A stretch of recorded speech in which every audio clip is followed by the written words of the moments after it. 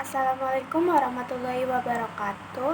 Perkenalkan, nama saya Wahyuni Oktaviana Nur Wahid dengan 3 digit NIM terakhir 027 dari kelas M24E. Pada kesempatan ini saya akan mempresentasikan hasil review artikel ilmiah yang berjudul Analisis Kestabilan Model SEITR pada Penyebaran Penyakit Kanker Paru-Paru Akibat Asap Rokok. Selanjutnya ada identitas artikel. Artikel yang saya review berjudul Analisis Kestabilan Model SEITR pada Penyebaran Penyakit Kanker Paru-Paru Akibat Asap Rokok. Penulis artikel ini adalah Francesca Indah Permatasari dari Universitas Negeri Semarang.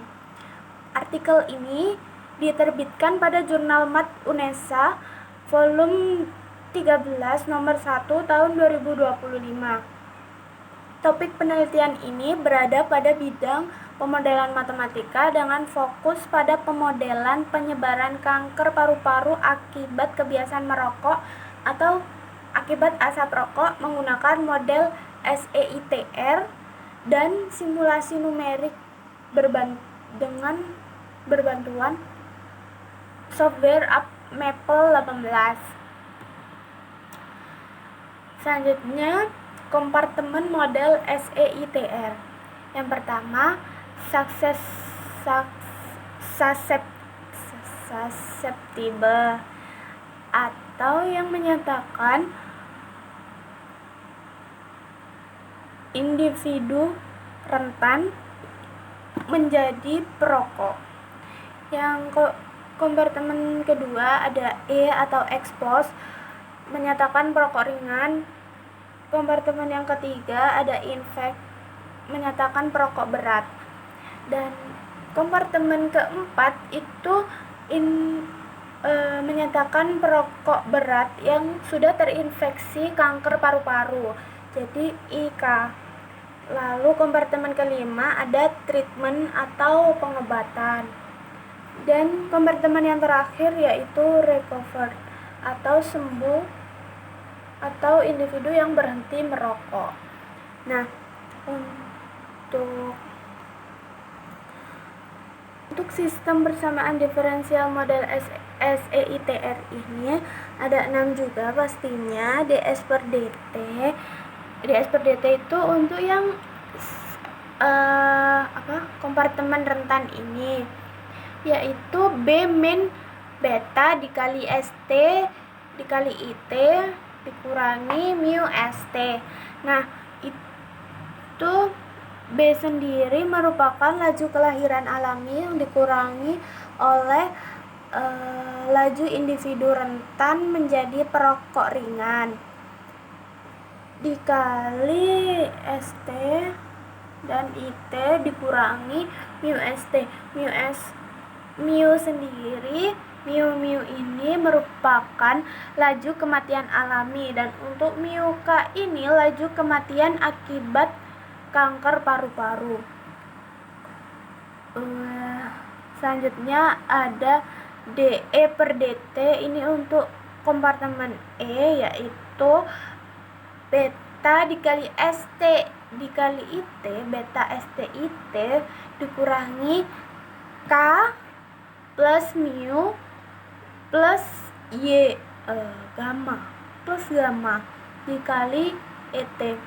Nah, K sendiri merupakan laju perpindahan perokok ringan menjadi perokok berat, dan mu juga laju kematian alami, dan gamma laju perokok ringan mengalami kesembuhan alami.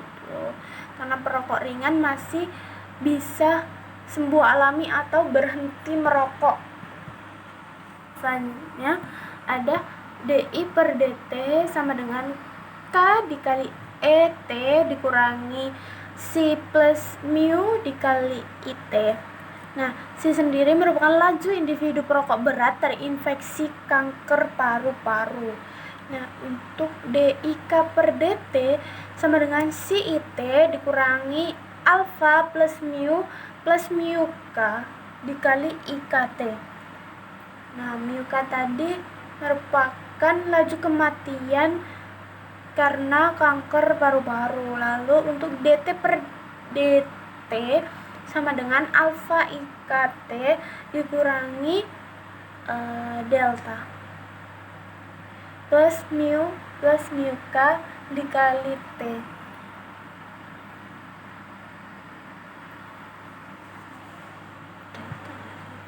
Delta sendiri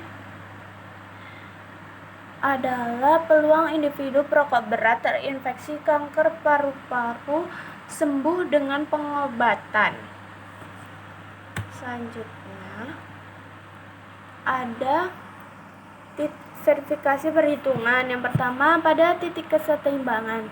Pada bagian ini saya melakukan verifikasi terhadap hasil matematis yang diperoleh oleh penulis. Dari sistem persamaan diferensial diperoleh dua titik kesetimbangan. Yaitu titik kesetimbangan bebas penyakit atau P0 dan titik kesetimbangan endemik atau P1. Selanjutnya, penulis menggunakan metode Next Generation Matrix atau NGM untuk menentukan bilangan reproduksi dasar atau dilambangkan dengan R0. Hasil penurunan rumus R0 konsisten dengan prosedur Next Generation Matrix dan bentuk yang diperoleh sesuai dengan yang tercantum pada artikel. Secara umum, hasil perhitungan titik kesetimbangan maupun bilangan reproduksi dasar dapat diverifikasi dan dinyatakan konsisten. Selanjutnya, analisis kestabilan. Penulis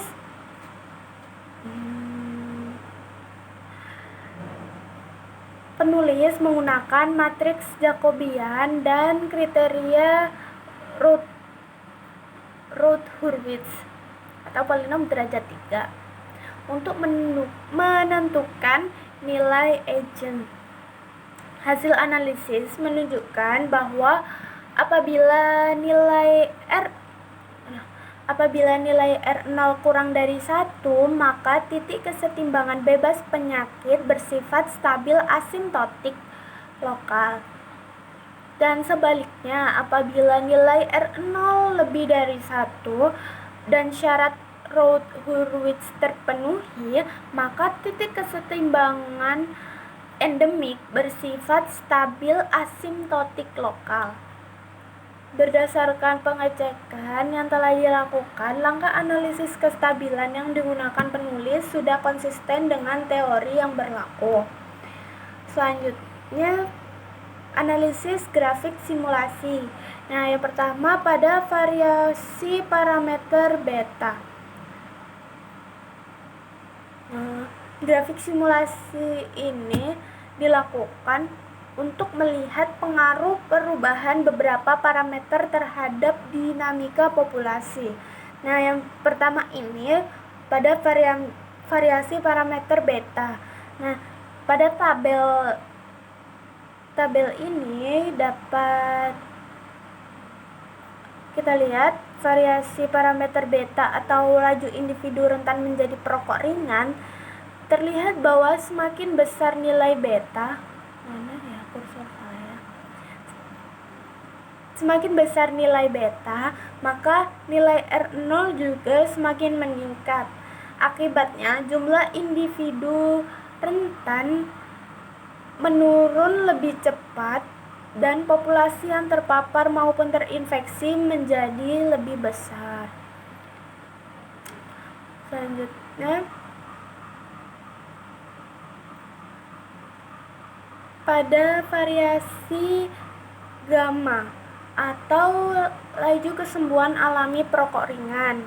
Nah, terlihat bahwa semakin besar nilai gamma, maka jumlah individu pada kompartemen E, I, K, dan T semakin kecil, sehingga penyakit lebih cepat hilang atau individu lebih cepat sembuhnya. Lalu pada perubahan parameter C dan alfa itu menunjukkan pengaruh terhadap jumlah penderita kanker paru-paru, individu yang menjalani pengobatan, serta individu yang sembuh. Nah, selanjutnya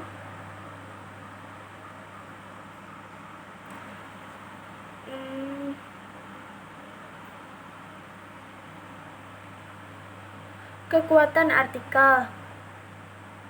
Menurut saya, terdapat beberapa kelebihan pada artikel ini. Yang pertama, model yang dibangun lebih komprehensif karena memasukkan kompartemen kanker paru-paru dan pengobatan yang belum terdapat pada beberapa penelitian sebelumnya.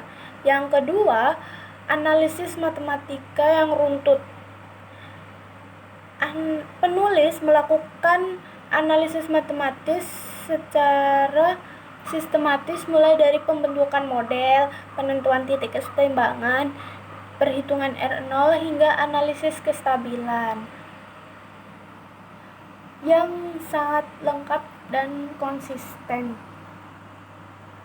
Yang ketiga, simulasi numerik. Hasil teoritis didukung oleh simulasi numerik sehingga interpretasi model menjadi lebih mudah dipahami. Yang keempat, artikel ini memiliki keterkaitan yang baik dengan penelitian terdahulu dan menunjukkan pengembangan model yang jelas. Selanjutnya ada kelemahan dan keterbatasan pada artikel ini. Yang pertama, model masih menggunakan asumsi populasi homogen dan parameter yang bernilai konstan. Yang kedua, model belum memasukkan kemungkinan relapse atau kegagalan pengobatan setelah melakukan kemoterapi. Hal tersebut diakui juga oleh penulis dalam saran. Nah, yang ketiga, beberapa parameter ditentukan berdasarkan asumsi, sehingga validitasnya masih perlu diuji menggunakan data empiris. Nah,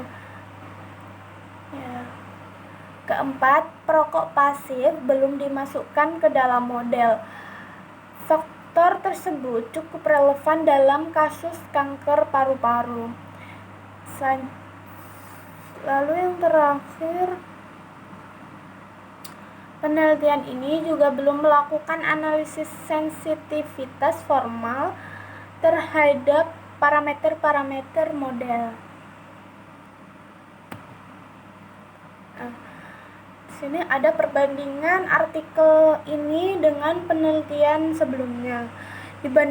Dibandingkan dengan penelitian Barham tahun 2020, Wijayanti dan kawan-kawan tahun 2020, model yang dikembangkan pada artikel ini memiliki beberapa keunggulan. Perbedaan utamanya adalah adanya kompartemen kanker paru-paru dan kompartemen pengobatan.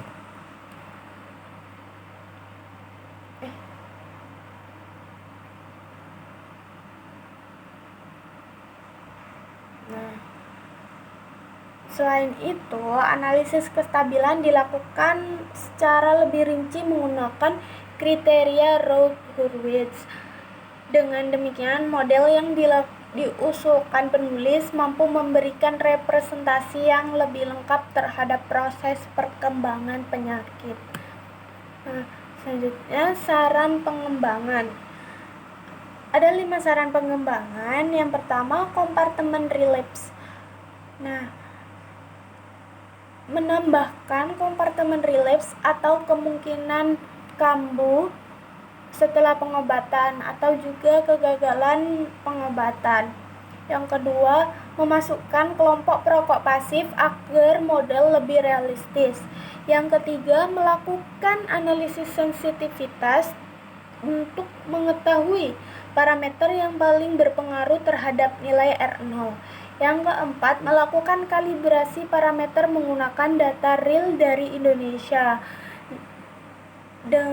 bisa dengan data yang ada di Kemenkes RI ataupun Globocan. Yang terakhir, model juga dapat dikembangkan menjadi model stokastik untuk menggambarkan variasi yang lebih realistis dalam populasi. Lanjut, yang terakhir yaitu kesimpulan.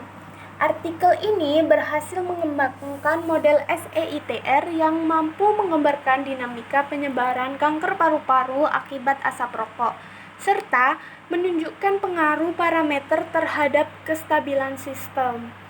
Keterbatasan utama artikel ini terletak pada asumsi parameter dan belum adanya validasi empiris menggunakan data nyata Indonesia.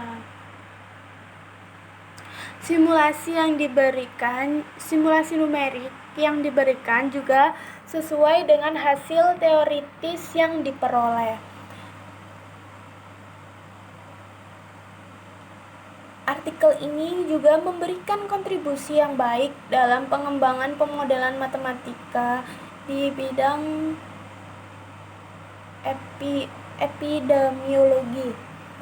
Nah, pada artikel ini perhitungannya valid, lalu grafiknya juga konsisten. Nah, dengan hasil teoritis yang diperoleh, terus